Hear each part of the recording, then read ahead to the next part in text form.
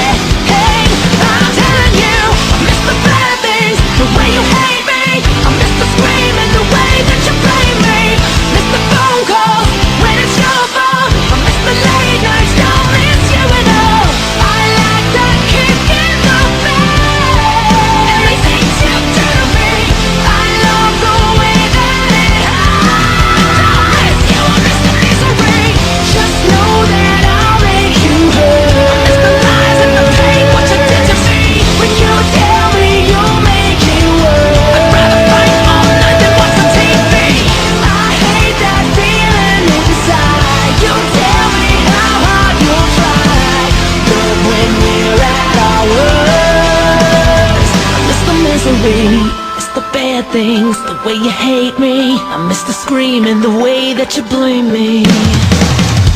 I miss the raw sex, leaves me a mess. I miss the feeling of pain in my chest.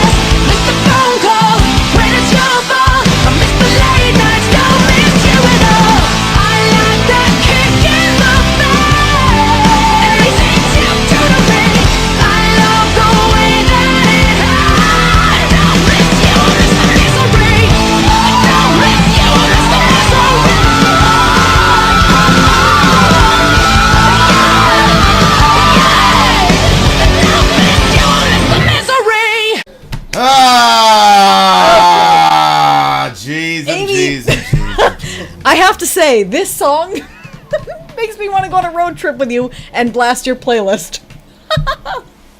Oh, what a toxic song. I liked it. I should just get off this channel right now and just let you and Amy... Actually, no. I'm actually going to make sure that never fucking happens. What am I talking about? Holy shit. Okay. Man. You know, it's so funny because I've heard one of their songs before, I thought I didn't like it. So, you know, when I saw it was Halestorm, I was like, well, we probably heard it in the middle of some giant... No. Somebody sent me one, I thought. Did she speak at the women's conference when they're all wearing the... No, that's Hazley. Or is that how she pussy said hats it? or whatever. That's a different person. Just FYI, ladies, I keep seeing this as a form of protest. If you guys are protesting, like, I'm all for it, man. Like, protest. But this whole thing where you guys take your clothes off as a sign of protest against male oppression, it's not working. It's not... It's like literally putting you in the opposite direction of where you want to go. But hey, it was weird because I'm sure a lot of dudes... For like 2 seconds, go for it, girl. I was like, that'll shock them. And then you were like, sorry. Shock them? And then you're like, they usually have to pay to see that. What are you talking about? And I'm like, wait a minute. What? How could I have been duped like this? That's the worst possible idea ever, ladies. That's kind of like, whoever came up with the whole defund the police We're going thing. back to grunge. Yeah. Whoever came up with, like, the burning your bra thing in the 60s, like, I'm with it. I get it. I understand. It's definitely something that men would want to discourage. The whole hairy armpits, again, something men would want to discourage. Like, dudes be like, okay, what do you want? You think a guy would want to discourage burn your bra? Yeah, I think so. Why? I think so. Because it went... You never saw Free the Titties? It went with the entire aesthetic. No. Oh, I see what you're saying. The aesthetic was the we're gonna burn cut the bra, our hair, not shave your armpits. Yeah, okay. Shaving armpits like that. Dudes would be like, well, okay, hold on, let's get to the table. Like, what do you need? But if you show up, that's the rabbit begging to be thrown in the briar patch. Yeah, that's it. Yeah. If you show up buck ass naked as a form of protest, like they went in Joel Osteen's church and they were all naked and shit, and they were like, ah, and they were like, this is a church. So I don't think they were naked. But well, they were at least topless. They're like, this. They were? Yeah, and they were in their underwear and all this. And it's like, I understand the logic, but that tells me that these women did not grow up in the church. Yeah. Because they didn't understand. Yeah. This is not. It's not going to work like you think it's going to work. I mean, go for it, ladies. But, Plus, secondly, like, not to be weird, but you hear a lot of people say, I think there's something wrong with me. Whenever I get into church, I start thinking about really bad sexual things. And it's like, well, you know, sometimes it's like, don't think of the gray elephant. Everybody's thinking about a gray elephant. Amy says, I am against hairy women. That's where I draw the line with my feminism. Well, considering that Amy is the determiner of who a feminist is and who isn't, that's a pretty crazy confession there. Okay. Yeah, you know what? I have to throw in with you, like, whenever I see like the hairy armpits and the hairy legs, I'm like, it's unnatural, man. It's unnatural. No, it's natural. It's natural. No, you guys are the gentler sex. You're the gentler sex.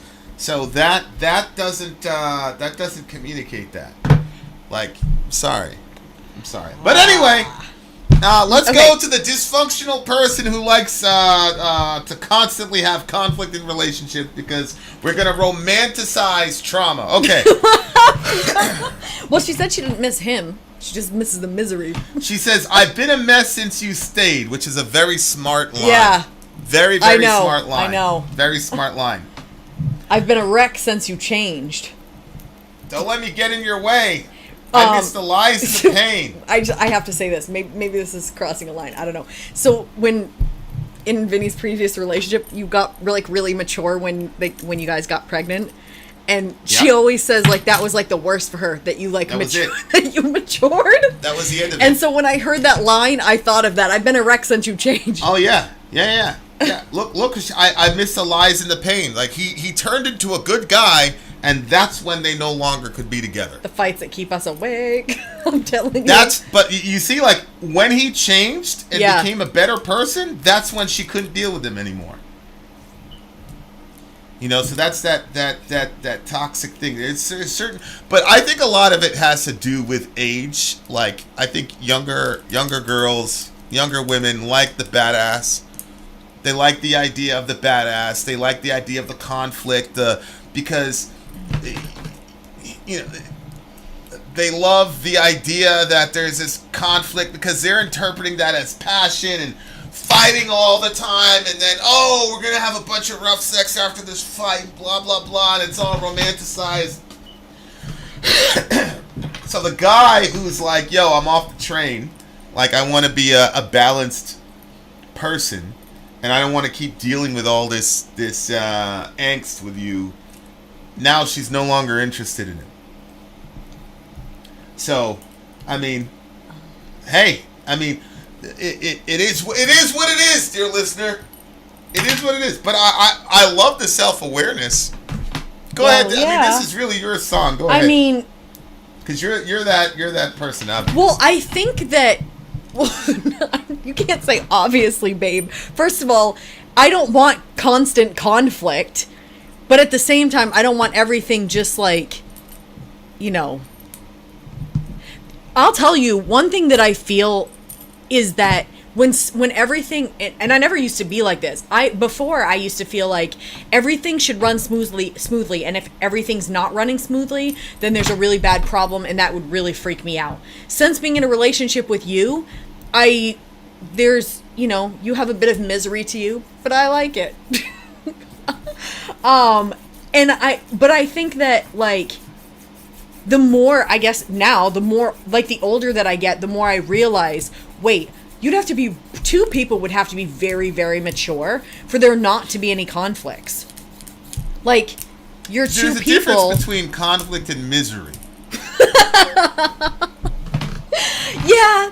And while I am sure there are other applications to this in this song, this kind of misery is something that a lot of young girls and women romanticize. No, I think that you're right. And okay, so if I look at this song and it's like, if the girls brought this song to me and they were like, we really like this song, can this be on our playlist? I'm going with no. Because I'm like, wait, why? See, Zoe would like this song. Zoe would not understand this song. Sayla would like. Oh, Sayla would like this song. Yeah. She you know, she's that type of. But you know, I was very, very intentional about Zoe and the messaging that she heard. Mm-hmm. I mean, she was what, 6 or 7 when we went to see Beauty and the Beast, and I specifically made sure she sat next to me. And throughout the entire movie, I'm like, you see that right there? That's abusive behavior. That's fucking bullshit. Mm-hmm. And 9.5 times out of 10, that motherfucker is not gonna change. Yeah. Yeah. This shit right here is not romantic, Zoe. Like, getting him, you know, like, because I feel like girls are set up from the beginning to be in these relationships in Western culture. Oh, I think so. Yeah. And I've seen a lot of people say, like, oh, you're reading too much into Beauty and the Beast, blah, blah, blah. I'm like, I don't care. So I sat her ass right next to me, and I'm like, I just walked her through that entire movie. And, you know, we've had a lot of conversations about the relationships and stuff like that, because I don't want her to romanticize dysfunction and toxicity, which, for whatever reason, there's a certain just type of woman that romanticizes dysfunction and toxicity, and romanticizes the idea that you can change the bad boy, which is fascinating because the guy, it looks to me like the guy did change, yeah, but then she got rid of him. So, you know, well, I'm not saying she got rid of him, but she, and I've seen this a lot. Like, we've had certain friends that would, well, I don't know if they would have been good guys, but like JB, for example, he wasn't a good guy. Oh. That's just... JB, that guy was a... He doesn't even fit in this category, babe. He's a massive misogynist. But that guy literally hated women. Period. Yeah. I think that there's... He hated women, period. Yeah. That guy. There's a certain energy and there's a certain look that you have to have. I'm sorry, but you can't be... I don't get it. What are you saying? Even the type of girls that are like, want a bit of misery, they don't want a misery with somebody who's like, doesn't take care of themselves, and you know what I'm saying? Like, it's a certain... You have the look, you know, you have the energy where you could put a little misery out, it's okay. You know what I'm saying? Like... What are you saying? Are we talking about the same person, babe? Jeremy?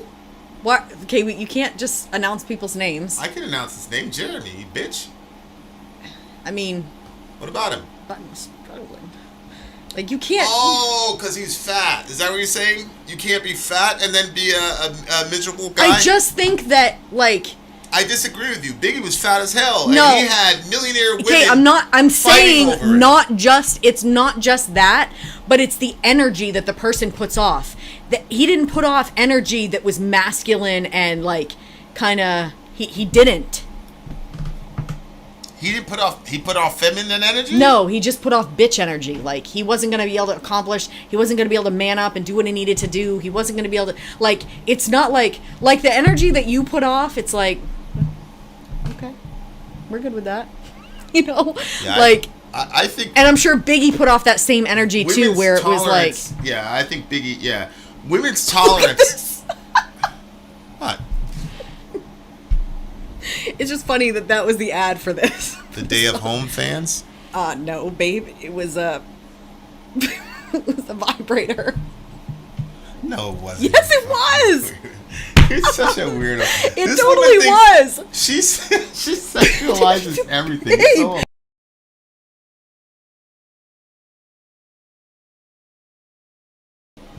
I miss the screaming, the way you blame me. I miss the phone calls when it's your fault. I miss the late nights. Don't miss you at all. I like the kick in the face and the things you do to me. Yeah,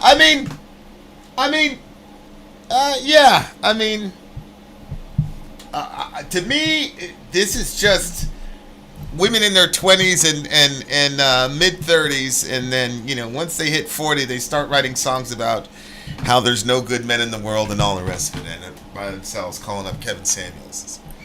Like, I was terrified. I was so terrified of Zoe adopting that personality trait or whatever. Oh. That you went against it. That I went out like a madman to like completely deconstruct all that. No, BC, we haven't seen anything hit yet. I went out like a madman to deconstruct that whole mentality. But, you know, for some people, you know, it works. You know what I'm saying? Like, and again, like, there's a lot of things that people, if you talk about drugs or other things, or even, you know, we were watching a guy yesterday, he was talking about he had to do some shadow work because he was on the internet too much. Mm-hmm. Because he was, like, scrolling through YouTube, and he was specifically going to, like, you know, ridiculous waste of time type YouTube situation. So he was like, you know, I have to do some, like, deep shadow work on why I'm like this or whatever. And well, he was spending hours doing that at night, and then he wouldn't wake up in the morning on time, and he'd laze around in bed. Like, it wasn't like when you do something productive in the evening, and then it gives you the energy in the morning. Right, he was just like, he said he felt like he was having, like, a bad YouTube hangover or something. Right. So, you know, you can extrapolate this song to be, like, all of the things that you know are bad, but something, there's some issue.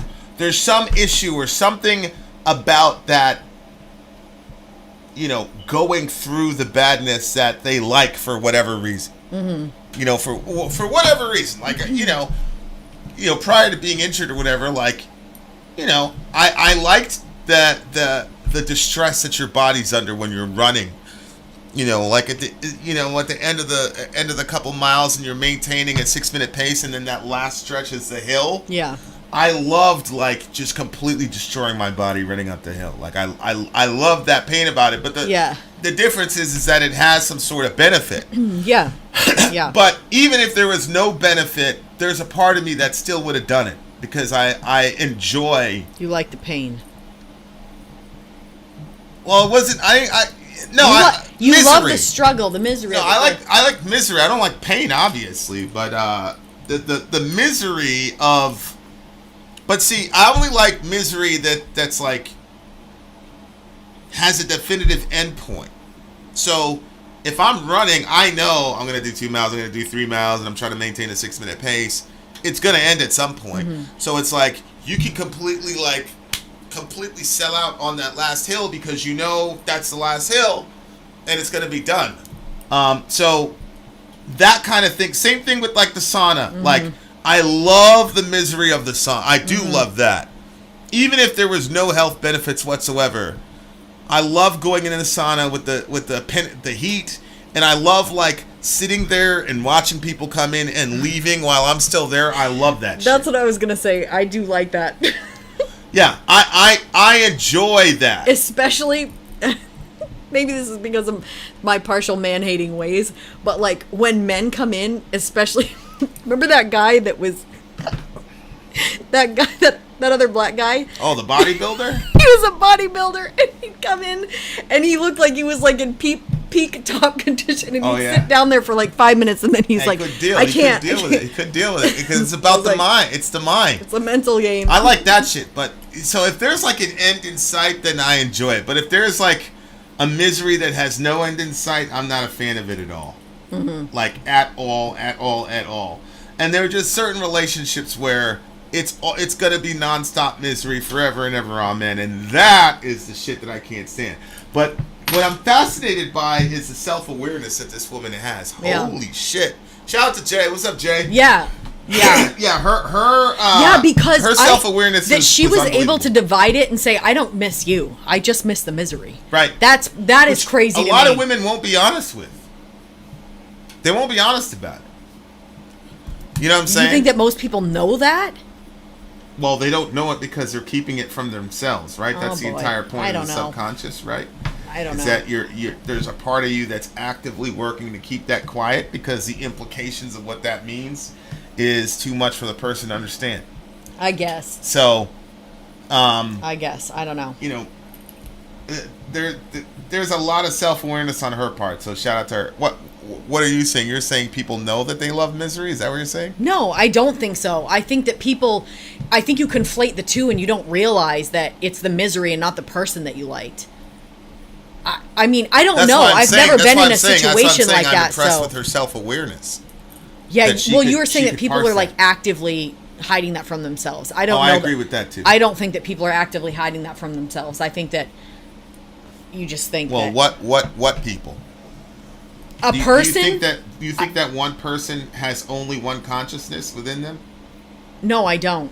Okay, so what I'm saying is that there is a consciousness inside of that person that does enjoy that. That's what I'm saying. But that person wants to be hidden from the person's ego or their superego. Yeah. But if they really look themselves in the mirror, it wouldn't take long to figure out the truth. Like Homegirl, I'm pretty sure if she looked herself in the mirror, she would have figured out the truth probably. Well, actually, she probably knew the truth like years ago. That's why she kept leaving and I kept chasing her around. You know what I'm saying? She was probably like trying to say like, yo.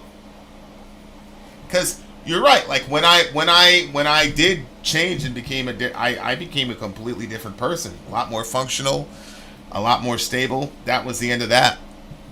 You know what I'm saying? But that was, I mean, a long time. This is a long time. So, yeah, I agree. But holy smokes, what an interesting song. This is a fun one to. Her brother is the drummer, apparently. Oh, that is awkward as hell. I was gonna say that's a cool that they are doing that, but I feel like that's a really weird. If I can't imagine, I could just imagine Dorian being like, "What the? We're gonna have to talk about this later. Unacceptable. You've disgraced our family." You know Dorian would be going in. He would be going in Okay. Oh man, he was on 10 today. I gotta tell you about that later. It's funny. Oh my well, God. I mean, is it funny? I don't know. Well, yeah. Shout out to Amy, and I'm gonna start praying now for the lucky gentleman or gentlewoman that ends up with Amy. Oh shit. This is oh boy, this one's going high for me. Listen, Amy, you guys can write whatever you want, but you're not gonna take my beautiful masterpiece and turn it into some bra burning, blue-haired, fucking Don King armpit fucking ode to, debauchery or whatever it is. You're not gonna do that. I'm vetoing that shit. I'm man-towing that shit, damn it. Male-towing that shit. Oh my gosh. Whatever. Oh All my right, God. write the song. Wicked woman. This is between this is really high for me. I'm gonna go with a 9.8. Of course. But it's Johann definitely Sebastian Bach, probably inspired by God himself directly.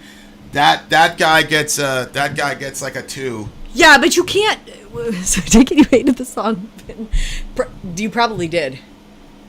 He probably did because it sounds like something I would want to play in the car, and then he'd be like, ugh. Telugu Flamingar blocked your video because it made. So Telugu is the whitelist didn't work. That's amorphous. That's amorphous. Oh, That's okay. amorphous Well, people. Go ahead. Okay, I already rated it a 9.8. And I actually have to go out and practice the song tonight, so I'm gonna go on a drive, and I am gonna put this somewhere in the middle. I'm gonna sing through this one a couple times. You're welcome to come with me. All right. So what do you give it? I'm not gonna come with you singing that ridiculous song. This song gets a 7.5. Wow, that is so 7.5. rude. How can you not tell a good song when you hear one? Okay, is it because the lyrics, or is it what it sounded like? Well, it was just a little repetitive, a little bit too poppy, and a little bit too predictable for my taste. Poppy. I'm a metalhead, but I respect the self-awareness. She got a 1.5 just for the self-awareness alone. If more people would just be honest about why they do the shit they do, then. Oh, Amy, that's exactly what I thought when she first started. I was like, honestly, I was wondering if you had tricked us and that you did a cover of it and just synced it with hers because you sound so much like her. Vin loves barf. No, I don't just love barf, you weirdo. But I just don't like, it's just repetitive over and over again. Yeah. Anyway, there you are, dear listener. Thank you guys so much for coming through. We will be back. I'm pretty sure we'll be back tomorrow, inshallah. You guys, pray for me. Vinny's been burning a massive amount of sage in our room, and I went in and I immediately got the dry heaves. I was like, oh no. And everything in our room smells like sage. The sheets. Sorry loves the drama. But, I am pregnant. If I've been sick every day for the past whatever months. If anybody, yeah, I'm not gonna talk about that. It's too freaky. It would be irresponsible. Okay.